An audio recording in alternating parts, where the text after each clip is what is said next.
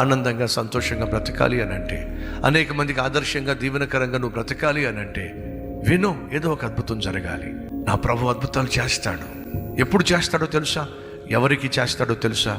ఆయన స్వరము విని వెంబడించే వారి జీవితంలో అద్భుతం చేస్తాడు. వెళ్ళిపోదాం అంటున్నావు, వెళ్ళిపోవడానికి సిద్ధపడుతున్నావు, వెళ్ళేం చేస్తావు? కుష్ఠరోగాన్ని ఏడుస్తావుగా, కుష్ఠరోగాన్ని బాధపడతావుగా. ఒక్కసారి ఆయన మాట విను. అంతేనంటావరా? అయ్యా, ఒక్కసారి ఆయన మాట విను, ఆయన మాటకు లోబడు, చూద్దాం ఏమవుతుందో. సరేరా, నువ్వు చెప్తున్నావుగా. అలాగే విన్నాడండి, వెళ్ళాడండి, 7 సార్లు మునిగాడండి. 7వసారి తాను యోర్దాను నదిలోంచి బయటికి వస్తున్నాడు లేదో, పసి పిల్ల వంటి వాడి శరీరంగా అతని శరీరం మారిపోయిందండి. అద్భుతం జరిగింది, నువ్వు అన్నంత పని అయ్యిందిరా. ఏమైందయ్యా? నా శరీరం సంపూర్ణంగా నూతన శరీరంగా మారిపోయిందిరా.